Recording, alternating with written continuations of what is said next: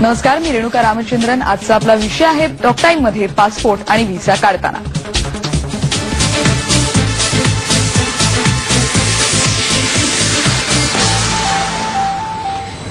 Passport आणि visa म्हटल्यावर सगळ्यांना खूप वाटतं हे खूप वेळ काढू काम आहे, नेमकी डॉक्युमेंट्स काय त्याचं सगळ्यांना टेन्शन येत असतं. पण ह्या दोन्ही गोष्टींसाठी कोणत्या गोष्टी आवश्यक आहेत आणि कोणत्या गोष्टी महत्वाच्या लक्षात ठेवायला हव्यात याविषयी आज आपण जाणून घेणार आहोत. आणि आपल्याला मार्गदर्शन करणारे ट्रॅव्हल कन्सल्टंट सुनील घाणेकर, तुमचं स्टुडिओमध्ये स्वागत. नमस्कार. आणि तुमच्या प्रश्नांची वाट बघतोय. पासपोर्ट आणि व्हिसा या विषयावर तुम्हाला जर काही प्रश्न असतील तर आम्हाला जरूर फोन करा. आमचा नंबर लिहून घ्या 02266714764 02266714764.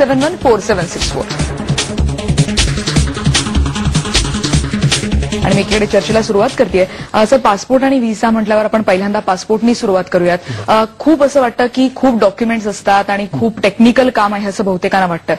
तर पासपोर्टचे आपण एक डॉक्युमेंट्स जे आपल्याला आहेत आपण दाखवतो आहोतच, पण एखादी पूर्ण प्रक्रिया आम्हाला सांगाल का?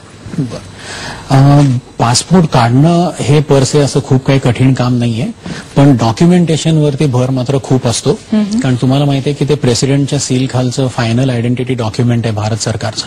तर हे इश्यू करताना त्यांना काही स्पेसिफिक गोष्टी लागतात आणि त्याच्यामध्ये एक आपण ढोबळपणे 3 पार्ट्स करू शकतो. एक म्हणजे रेसिडेन्स प्रूफ असतं, त्यानंतर एक असतं तुमचं फोटो आयडी आणि दुसरं एजचं proof which is very important. आणि मग बाकी इतर काही ऑप्शनल रिक्वायरमेंट्स वगैरे असतात इमिग्रेशन नॉट रिक्वायर्ड वगैरे मिळण्यासाठी. पण मुख्य स्टे प्रूफमध्ये त्यांना अनेक प्रकारचे प्रूफ्स चालतात. त्याच्यामध्ये इलेक्ट्रिक बिल, टेलिफोन बिल, बँकेचं पासबुक, रेशन कार्ड किंवा आपले अग्रीमेंट पेपर्स वगैरे जे असतात सोसायटीचे, असे हे सगळं सुद्धा चालू शकतं. फोटो आयडी कार्डमध्ये तुम्हाला पॅन कार्ड म्हणा किंवा ड्रायव्हिंग लायसन्स अशा ह्याच्यातलं कुठलं तरी एक फोटो आयडी पण द्यावं लागतं. आणि एज प्रूफमध्ये मात्र कंपल्सरी तुम्हाला शाळेचा दाखला किंवा कॉलेज सोडण्याचा दाखला लागतो. आणि ज्या लोकांचा 1989 नंतरचा जन्म 89 नंतर त्या लोकांसाठी म्युनिसिपल बर्थ सर्टिफिकेट पण आता मॅन्डेटरी केलेलं आहे. कारण तेव्हापासून सगळं कम्प्युटराइज रेकॉर्ड आहे आणि ते द्यावंच लागतं. जसं तुमच्या बोलण्यातून एक महत्वाचा मुद्दा जाणवला की हे भारत सरकारने दिलेली तुम्हाला सर्वात मोठी परवानगी असते की तुम्ही प्रवास करू शकता. एक महत्वाचं डॉक्युमेंट असतं तुमच्यासाठी. पण बहुतेकांना असं वाटतं की परदेशात जाण्यासाठीच पासपोर्ट काढला पाहिजे, पण तो मला असं वाटतं कधी म्हणजे आपण रेडी ठेवला पाहिजे. हो, अतिशय महत्वाचा प्रश्न आहे हा की ह्याच्यात काय असतं इश्यू की लोकांना अनेक वेळा असं वाटतं की पासपोर्ट एअरपोर्टवर मिळतो वगैरे वगैरे. तर असं नसतं. पासपोर्ट हे अतिशय इम्पॉर्टंट आयडेंटिटी डॉक्युमेंट आहे. 10 वर्षाच्या व्हॅलिडिटीचं येतं आणि प्रत्येक व्यक्तीने तो ऍडव्हान्समध्ये काढून ठेवणं जरूर गरजेचं आहे. कारण कधी ऑपॉर्च्युनिटी नॉक करेल दरवाजावर हे आपण सांगू शकत नाही. स्पेशली नोकरी पेशा वगैरे लोक असतात, डीलर लोक असतात, त्यांना अचानक कधीतरी बाहेर जायची संधी येते. मग त्यावेळेला त्यांना पिलर टू पोस्ट धावावं लागतं, काहीतरी करून लवकर पासपोर्ट काढून द्या वगैरे.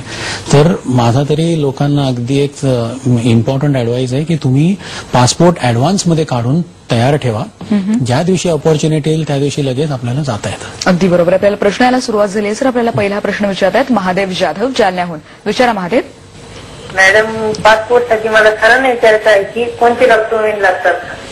बरं, आपण डॉक्युमेंट दाखवलेली आहेत महादेव. पुन्हा एकदा त्याच्यातले काही महत्वाचे मुद्दे आहेत का जे आपण सांगू शकतो? Residence proof like ration card, electric bill, telephone bill आणि त्या व्यतिरिक्त स्टे प्रूफ लाईक तुमचं photo ID proof like pan card वगैरे हे सगळं पाहिजे. आणि दुसरं महत्वाचं म्हणजे एज प्रूफ, म्हणजे एजचा जो दाखला असतो, म्हणजे कॉलेज लिव्हिंग म्हणा किंवा स्कूल लिव्हिंग सर्टिफिकेट, ह्या गोष्टींना अति इम्पॉर्टन्स आहे. ह्या 3 बेसिक गोष्टी असल्याशिवाय पासपोर्ट बनतच नाही. बरं, आपल्याला दुसरा प्रश्न विचारतात प्रवीण फुटाणे औरंगाबादहून. विचारा प्रवीण. हा, माझा प्रश्न असा आहे की माझ्या बहिणीचं आत्ताच लग्न झालेलं आहे, तर लग्नानंतर काही वेगळे डॉक्युमेंट द्यावं लागतील का पासपोर्ट काढायला? पुरुषांना काही वेगळे डॉक्युमेंट लागत नाहीत. फक्त एक मॅरेज सर्टिफिकेट बरोबर जोडावं लागतं बायकोचं नाव लास्ट पेजवरती येण्यासाठी. मात्र जर बायकांना लग्नानंतर ऍप्लिकेशन करायचं असेल तर त्यांचं मेडन टू मॅरिड नेम हा एक पूर्ण प्रोसेस असते आणि त्यासाठी मॅरेजचे पेपर्स ते नसल्यास एक ऍफिडेव्हिट, ज्या मुलींचं लग्नानंतर पहिलं नाव बदललं जातं त्या लोकांसाठी अजून काही इतरही रिक्वायरमेंट्स असतात. तर त्या सगळ्या पूर्ण केल्याशिवाय ते होत नाही. बरं, हा जसा बायकोचा मुद्दा झाला, पण दुसरा एक महत्वाचा मुद्दा असतो की तुमच्याबरोबर तुमची मुलं येत असतील किंवा काही मुलं जी असतात ती काही कॉम्पिटिशनसाठी म्हणा किंवा नातेवाईकांकडे राहायला जात असतील, तर अशा वेळेला नेमक्या काय काय डॉक्युमेंट्सचा विचार करावा लागतो? वेल, सगळ्यात महत्वाचं म्हणजे जेव्हा तुम्ही मायनर मुलांचे पासपोर्ट काढता त्यावेळेला आई वडिलांचे पासपोर्ट असणं आवश्यक आहे. आणि ते जर नसतील तर त्यांनी का काढले नाहीत आणि फक्त मुलांना का काढतायत असं एक एक्सप्लेनेशन लागतं पासपोर्ट ऑफिसला. आणि एक महत्वाचं म्हणजे की समजा दोन पेरेंट्सपैकी एक पेरेंट इथे आहे आणि एक परदेशात आहे, तर त्या दुसऱ्या परदेशी असलेल्या पेरेंट्सनी सुद्धा काही एक कन्सेंट लेटर द्यावं लागतं. That is no objection to apply for the passport of the child. Sir, आधीच असं होतं की आपल्याला सर्वसाधारणपणे एक लक्षात यायचं की पासपोर्टसाठी अप्लाय करायचं आहे. आता ही सगळी प्रोसिजर जी आहे ती ऑनलाईनही आहे, पण काही जे ज्येष्ठ नागरिक आहेत त्यांना कदाचित थोडंसं असं वाटतं की मी हे करू शकणार नाही, तर त्यांच्यासाठी काय पद्धत आहे? How to go about? Well, आजही ऑथराइज्ड एजन्सीज आहेत पासपोर्टसाठी, तर त्या पासपोर्ट ऑथराइज्ड एजंट्सकडे तुम्ही कधीही जाऊ शकता आणि ते तुम्हाला संपूर्ण स्टार्ट टू फिनिश मदत करू शकतात पासपोर्ट मिळवण्यामध्ये. स्पेशली ऑनलाईन ऍप्लिकेशन हल्ली कंपल्सरी आहे. पहिलं इनिशियल ऍप्लिकेशन ऑनलाईन तयार होतं आणि मग त्याचे प्रिंटआउट्स काढून सह्या करून फिजिकल सबमिशनसाठी पासपोर्ट ऑफिसला जातात. त्यामुळे ह्या गोष्टींमध्ये काही वेळेला जे कम्प्युटर सॅव्ही लोक नाही आहेत त्यांना थोडा त्रास होऊ शकतो, पण त्यासाठी मग कन्सल्टंट्स आहेत, त्यांच्याकडे जाऊन आपण त्यांची मदत घेऊ शकतो. बरोबर. फॉर्म भरताना नेमक्या कोणत्या गोष्टी लक्षात ठेवायला पाहिजे त्याविषयी आपण बोलणार आहोत. आपल्याला पुढचा प्रश्न विचारतात भारत वावळ डोंबिवलीहून. विचारा प्रश्न. डोंबिवलीहून भारत वावळ विचारतोय. सर, मला पासपोर्ट माझा मिळालेला आहे, मला अमेरिकेत जायचंय. तर अशा वेळेला मी अमेरिकेचा व्हिसा म्हणला का कोणतं करून असं समजतं की त्यांना तुमचा बँक बॅलन्स, त्यानंतर तुमची तिथं राहण्याची व्यवस्था कोण करणार आहे आणि त्याचा येता खर्च तुमचा कोण करणार आहे हे विचारत येतं. आणि दुसरं तुम्ही सध्या सर्व्हिस का व्यवस्था काय करता, याचं नेमकं कारण काय आहे आणि मला हा व्हिसा मिळू शकेल काय? तुम्हाला एक लक्षात घ्यायला पाहिजे की आपण सो कॉल्ड थर्ड वर्ल्ड कंट्रीजमध्ये राहतो, म्हणजे अंडर डेव्हलप कंट्रीजमध्ये, आणि युजली तुम्ही जाता ते फर्स्ट वर्ल्ड कंट्रीज असतात लाईक अमेरिका, कॅनडा. तर ह्या लोकांना एक नीट लक्षात घ्यायला लागतं की जो जाणारा व्यक्ती आहे त्याला पहिलं म्हणजे अमेरिकेला जाणं परवडतं का, तो कशासाठी जातोय आणि तो परत आपल्या मायदेशी येईल की नाही. तर हे सर फ्रेमवर्क पूर्ण करायचं असेल तर त्यासाठी मग लोकांना हे बघून घ्यावं लागतं, त्या लोकांना की बाबा ह्यांचा इन्कम किती आहे, यांचं बँक बॅलन्स असेल तर त्याच्यामध्ये टर्नओव्हर कसा आहे, किंवा हे नोकरी करत असतील तर कशा चांगल्या तऱ्हेची नोकरी आहे का, त्या नोकरीसाठी ते परत येतील का, किंवा काही फॅमिली टाईज आहेत का मागे परत येण्यासाठी, मुलं म्हणा किंवा इतर काही. तर ह्या सगळ्या गोष्टींचा ज्या वेळेला कम्प्लीट फ्रेम होते आणि ती त्यांना वाटतं की हे बरोबर आहे, त्याच वेळेला व्हिसा मिळतो. नाहीतर नॉर्मल कोर्समध्ये व्हिसा सहजासहजी मिळत नाही. बरोबर. आणि ती नाकारण्याची देखील खूप कारण आहेत, तीही आपण जाणून घेणार आहोत. आपल्याला पुढचा प्रश्न विचारतात मुस्तफा शेख नाशिकहून. विचारा प्रश्न. नाशिकवरून बोलतो, मुस्तफा शेख.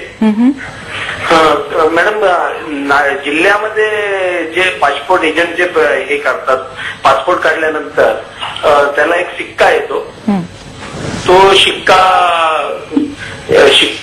मागल्यानंतर इमिग्रेशनचं म्हणून. तुम्ही इमिग्रेशन बद्दल बोलताय का, कोणत्या शिक्क्याबद्दल बोलताय? नाशिकमध्ये काय करतात, नाशिक जिल्ह्यामध्ये असं एक अथॉरिटी आहे की जे एजंट लोकांना ते शिक्का मारण्याचे 200 रुपये घेतात.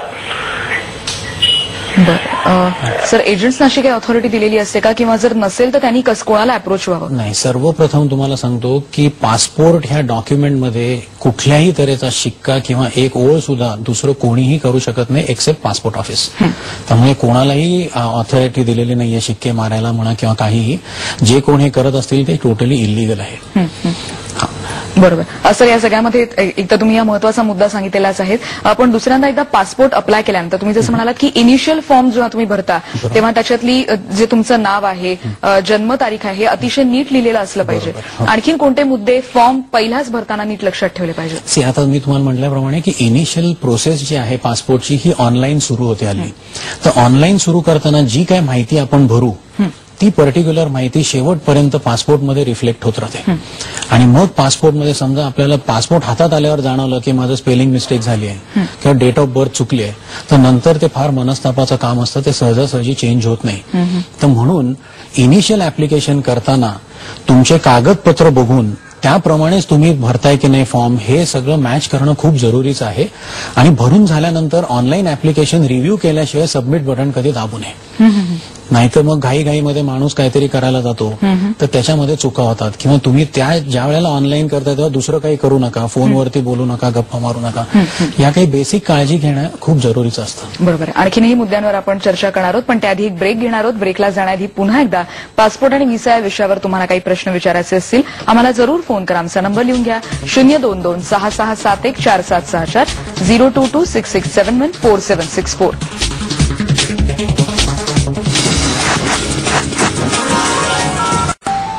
टॉप टाइम मध्ये तुमचं पुन्हा एकदा स्वागत. सर, आपण पोहोचलो होतो ऑनलाईन फॉर्म आपण भरेपर्यंत, जसं तुम्ही सांगितलं होतं की इथं रिव्ह्यू करा आणि त्याच्यानंतर सबमिट हे बटन तुम्ही हे करा.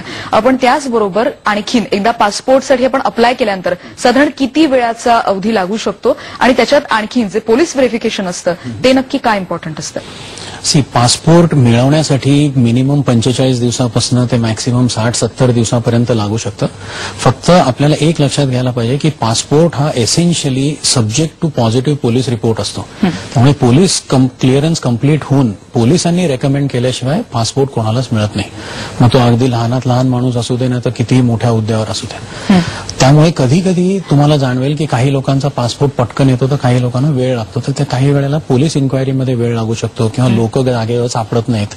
ह्या अशा सगळ्या गोष्टींमध्ये आपल्याला काळजी घ्यायला पाहिजे की ऍप्लिकेशन केल्यानंतर पोलीस इन्क्वायरी होईस्तोवर आपण इतर कुठे जाऊ नये, नाही तर मग त्याच्यात डिले होतो. आणखीन एक मुद्दा आपण तुमच्याकडे घेऊन येणार आहोत, पण आपल्याला विजय शेणवलेकर प्रश्न